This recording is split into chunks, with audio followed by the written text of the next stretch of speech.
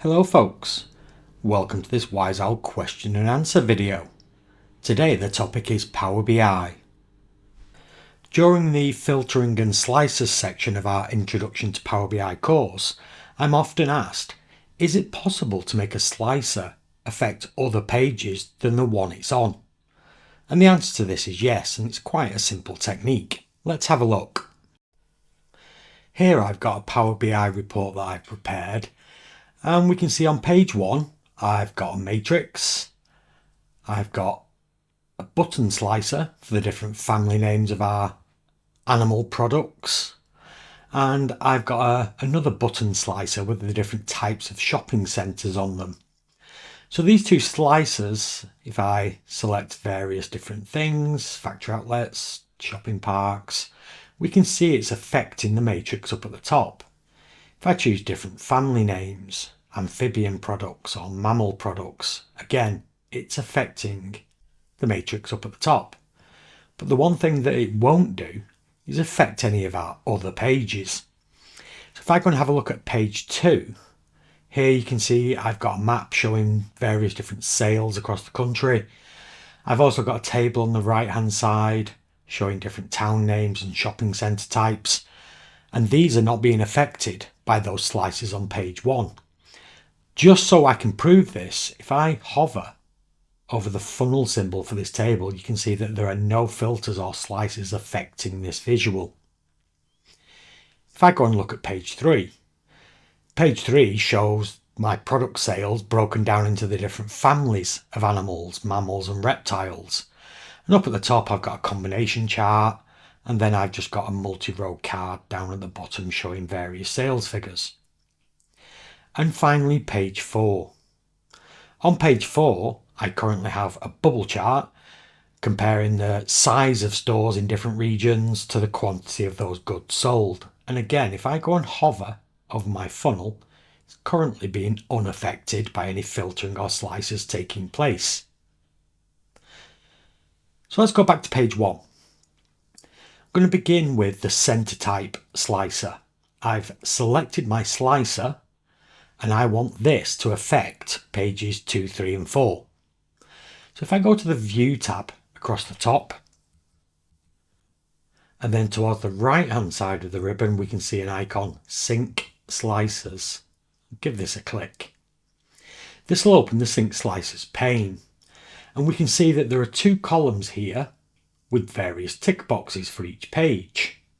And at the moment it's showing page 1 and it's showing that this slicer is visible.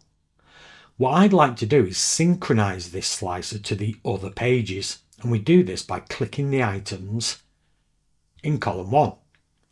So if I click page 1, page 2, page 3, page 4, you will notice that it's also ticked the check boxes just to the right of this, and we'll come to that in a second. I want to see what's happened. If I select factory outlet on page 1, I can see that affects my matrix. Let's go and have a look at page 2. Now you'll notice by ticking the synchronize, what it's actually done is copied that slicer to each of the various pages, pages 2, 3 and 4. We can also see that factory outlet is selected here. If I go back to page 1 and I choose shopping park, then I go and again observe pages 2. I can see shopping park selected, page 3, shopping park, page 4, shopping park. And if I hover over any of the funnel symbols, it will tell me it's being filtered by a shopping centre type that has a name of shopping park. So this is half of the process. I've now got a slicer on page 1 that has been copied and synchronized to the other 3 remaining pages. So anytime I make selections on page 1, it now affects the other pages. The downside to this is the fact that I now have a slicer on each of these pages, which I was trying to avoid. So let's go back to page 1 and I'll select my center type name slicer again. This is where the second column on the Sync Slicers pane comes in. This is the visibility column, whether something is visible or not. And the only page I'd like my slicer to be visible on is page 1. So I'll turn it off for page 2, off for page 3, off for page 4. I'm now going to select Retail Park. I know this is filtering my matrix. I can hover over the funnel. I can see that. If I now go to page 2, now we can see that that slicer is no longer visible on this page. And even without having to hover over my funnel symbol, I can see in this table it's showing retail parks. But just to ensure, if I hover over the funnel, you'll see it's being filtered for a shopping centre type of retail park. Let's try page 3. Again, can't see the slicer on this page, but if I hover over a funnel, it is indeed filtering this page. And finally, if I finish off by going to page 4, hover over the funnel symbol here, I can see it's being filtered by retail parks. So back to page 1 and select my centre type slicer again. So to reiterate, I select a slicer on one page, I then go to my View tab and on the ribbon introduce Sync Slicers, the pane will appear, and then I simply choose which pages I would like to synchronize that slicer to, the one I currently have selected. And then I decide where that slicer is actually visible. So in our case, we synchronized it to pages 2, 3 and 4, but it isn't actually visible on those pages, but it still affects them. Now let's go to this family name slicer over here. I could do exactly the same thing with this, but I have an issue. I'm going to have a look at page 3. Page 3 in my report, the only thing it actually shows is family names of products. So you can see on the x-axis of this combination chart, it's showing the various different family names. And the card at the bottom is also showing the family names. If I was to synchronize my slicer on page 1 to this, as I choose each separate family name, it's going to filter this page to only show that particular family of products. And I'd rather that didn't happen. On this particular page, I'd rather it never filter by family name. So if I go back to page 1, make sure my family name slicer is selected, and over on the right hand side in my Sync Slicers pane, I want to synchronize it from page 1 to page 2, not to page 3, but include page 4. And unlike previous time, where I actually went to the other pages to show you that it had been copied, I'm simply going to turn off the visibility on pages 2 and 4 for this particular slicer. So now if I choose amphibian, we currently have amphibians and retail parks selected in our slicers. This matrix is being filtered. If I hover over the funnel, it tells me retail parks and amphibian products. Let's go and have a look at page 2.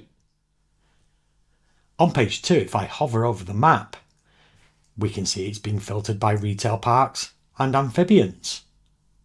Let's go and have a look at page 3. This doesn't seem to have been affected too much. So if I hover over the funnel, we'll see that the only thing affecting this was the previous slicer that we set so that it did synchronize to this page. But the family name slicer on page 1, because I decided not to synchronize it to this page, it doesn't filter this page. Finally, let's have a look at page 4. So on page 4, if I hover over my bubble map, this is indeed being filtered by retail park and amphibians just as we wanted. So there you go, folks. That's how you can synchronize a slicer from one page to multiple pages. You can make it synchronize to all the pages by ticking each box, or you can choose which pages it affects and which it doesn't. One last little thing to have a look at. As we've used these slicers and then synchronize them to the other pages, when I arrive on this page, it isn't always obvious what it is I'm actually seeing. If I hover over the funnel, which is exactly what they were designed for by Microsoft, it does tell me indeed how that visual is being filtered. If I move to page 4, a technique we could use to actually show on a page how the page is being filtered, we could use the card visual. Into this card visual, I'm going to put the center type name. Now I'll need to make a few changes to this card first, so I'll just pull it into here. I want the center type name in the value section of the card, not the category section, so that it doesn't split into its separate values. It just shows, in this case, the first center type name being shown. I then want to go into my formatting. I want to go to the card section. I can see here it's saying first center type name. Well, I don't want that to happen. I also want to reduce the font size on here. So it's actually down in the call out section. If I go to the value, I'm going to reduce the font size to 35, which now makes it small enough to see. Also in this section, there's label. And if I turn this off, we can now see that the first center type name label has disappeared. Got exactly what I want here. I'm just going to position that up there. What this will do is, if I go back to page 1, we had shopping centres selected, and that was filtering page 4. If I choose retail park, I'm going to have a look at page 4. Now it tells me it's retail park in the card visual. And that's simply because the card visual is being filtered by the shopping centre type I'm selecting on page 1. What I could then also do is select this card. I'm going to use Ctrl+C, Ctrl+V to copy and paste. And I can move it down here underneath. And instead of this showing the center type name, I can make it show the family name. So pull that into the value section. Now this is showing retail park and mammal. Go to page 1. That indeed is what is selected, retail park and mammal. Let's try something else. Let's try amphibian, factory outlet. Go and have a look on page 4. Those two cards are now being filtered to show that. So this is just a very quick method that, if you are required to do so, you can show on a screen how that page is being filtered with the use of cards. There are other techniques. For example, we can make it as part of a title, but that involves having to create measures to do. This is a fairly simple method if the method of hovering over the funnel isn't what's required. So there we have it, folks. That's how you can make a single slicer on a page affect multiple pages in your Power BI reports. I hope you found this tutorial useful and look forward to seeing you again.